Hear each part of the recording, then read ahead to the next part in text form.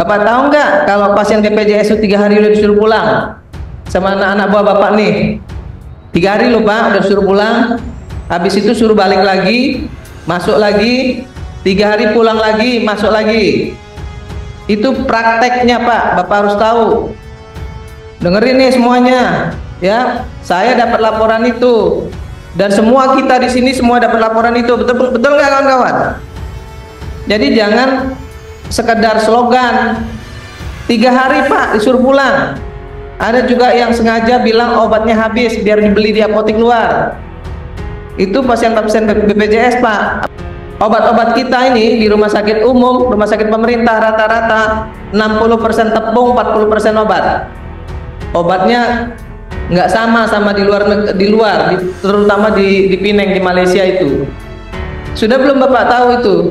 Sudah belum Bapak lihat? Sudah belum Bapak lakukan studi banding ke sana? Kenapa 80% orang Indonesia berobat ke sana? Karena pelayanannya bagus, luar biasa. Rumah sakit swasta kita, ya, dibandingkan dengan rumah sakit vertikal kita, rumah sakit umum pemerintah punya, nggak ada yang mau Pak. Nih, semua anggota DPR kami punya jasindo Pak, 100% ditanggung. Tapi rata-rata nggak ada yang mau tuh berobat ke rumah sakit vertikal. Semuanya pasti ke Siloam, ke Lebak Bulus, pokoknya ke rumah sakit swasta yang besar-besar. Nggak ada yang mau ke rumah sakit Bapak yang Bapak ceritain tadi nih. Kenapa begitu? Karena alkesnya nggak memadai, pelayanannya lamban, ya, nggak ramah gitu. Kemudian nunggunya setengah mati. Bapak bilang soal telemedicine, itu cuma teori Pak, prakteknya nggak jelas itu. Saya tadi juga lupa mengucapkan apresiasi sama Rumah Sakit PON yang juga sering saya ganggu.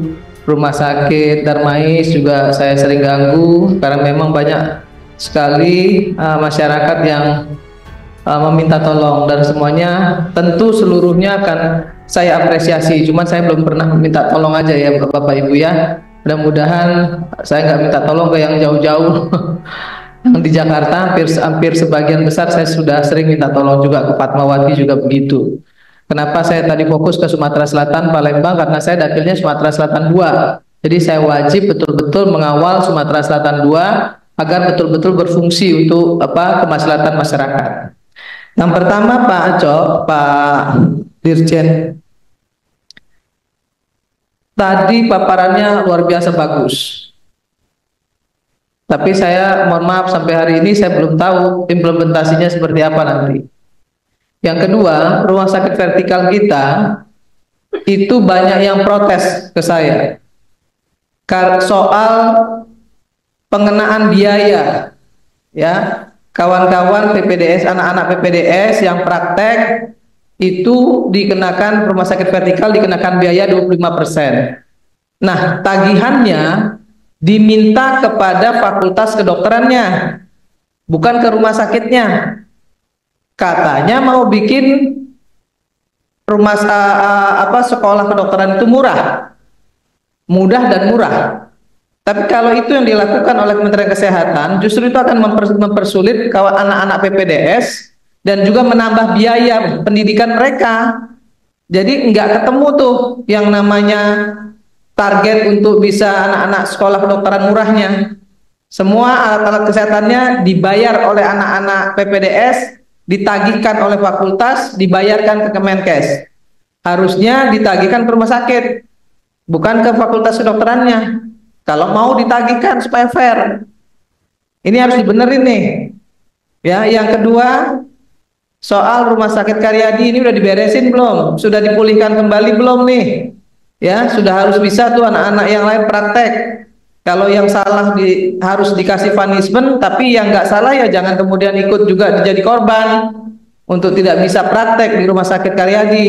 Saya yang kemarin memfasilitasi langsung ke Rumah Sakit Karyadi bersama Undip dan dokter-dokter di Rumah Sakit Karyadi, dan mereka semuanya terbuka. Alhamdulillah bisa menjadi percontohan terkait dengan bullying dan perundungan. Jadi rumah sakit lain tuh harus meniru nih Rumah Sakit Karyadi karena sudah membuka kotak Pandora soal bullying dan perundungan. Itu yang kedua. Yang ketiga, rumah SDM, ya tadi kan Bapak mengatakan SDM rumah sakit vertikal apakah sudah dipersiapkan nih skillnya di era digitalisasi. Bapak bilang tadi banyak nih, Bapak bilang mau kasih alkes robotik dan lain sebagainya di rumah sakit vertikal. SDM-nya udah sekolahin belum? Alatnya udah ada belum? Ya, jadi jangan cuma sekedar presentasinya, tapi implementasinya udah ada belum? Udah diberikan belum? Sudah disekolahkan belum nih? Ya, yang namanya SDM kesehatan di rumah sakit vertikal. Jadi jangan cuma sekedar apa saya tulis tadi. Jadi saya tulis tadi kami berusaha memenuhi kebutuhan alkes SDM. Jangan berusaha, kami akan melakukan. Bahasanya, narasinya harus dirubah. Kalau berusaha itu bisa iya, bisa enggak. Tapi kalau kami akan melakukan, itu pasti akan dilaksanakan. Jadi jangan pakai kata-kata bersayap lagi nih, udah harus segera ya dibuktikan omongannya dengan apa namanya, kata-kata yang disampaikan tuh memang harus dilaksanakan sesuai dengan apa yang disampaikan ke Komisi 9, karena ini kita catat nih nanti. Kemudian nah, ini pola subsidi. Pola subsidi biaya-biaya yang tidak tercover tadi dengan BPJS. Bapak tadi sampaikan ada subsidi dari Kementerian Kesehatan ya, rumah sakit untuk pasien BPJS yang tidak di cover BPJS karena sudah sekian hari. Bapak tahu nggak kalau pasien BPJS itu 3 hari udah disuruh pulang sama anak-anak buah Bapak nih? 3 hari loh Pak, udah suruh pulang, habis itu suruh balik lagi, masuk lagi, 3 hari pulang lagi, masuk lagi. Itu prakteknya Pak, Bapak harus tahu. Dengerin nih semuanya. Ya, saya dapat laporan itu dan semua kita di sini semua dapat laporan itu, betul nggak kawan-kawan? Jadi jangan sekedar slogan 3 hari Pak disuruh pulang. Ada juga yang sengaja bilang obatnya habis biar dibeli di apotek luar. Itu pasien-pasien BPJS Pak. Apakah pasien-pasien BPJS itu fasilitas-fasilitas yang Bapak bilang tadi, ada fasilitas ini, fasilitas itu, segala macam fasilitas itu, apakah itu hanya untuk yang mandiri ataukah juga untuk pasien BPJS? Ini perlu ditegaskan ini. Jangan sekedar slogan.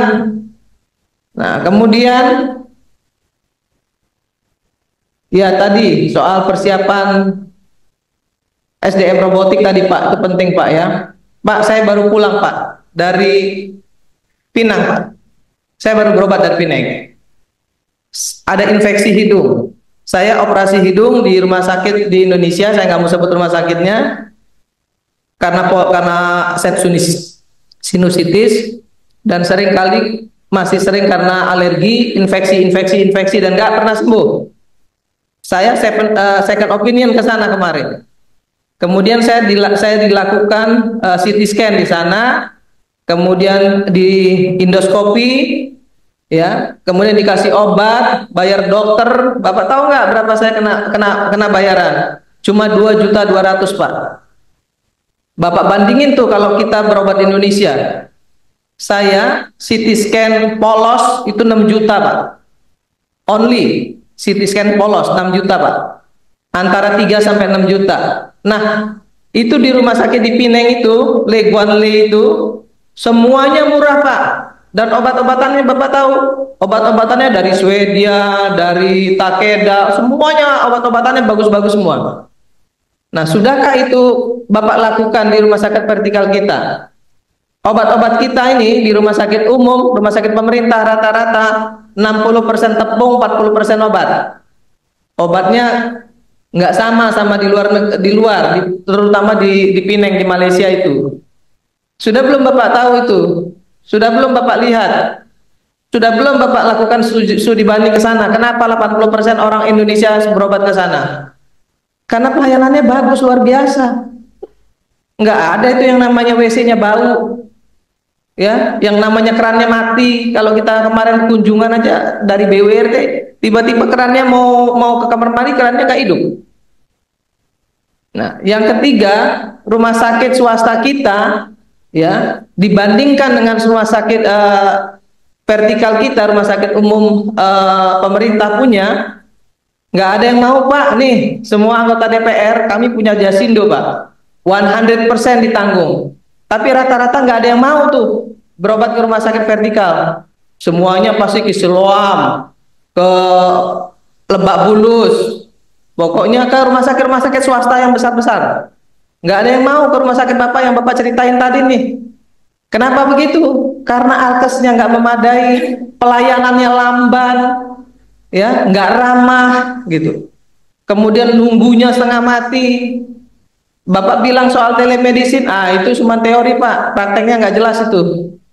Nah, ini yang perlu diperbaiki. Nih teman-teman rumah sakit vertikal harus dengar nih, jangan takut minta alkes. Ya, kalau alkes yang dijanjikan oleh Kementerian Kesehatan Bapak minta nggak dikasih, lapor ke kita, biar kita tegur Kementerian Kesehatannya. Ya, karena apa?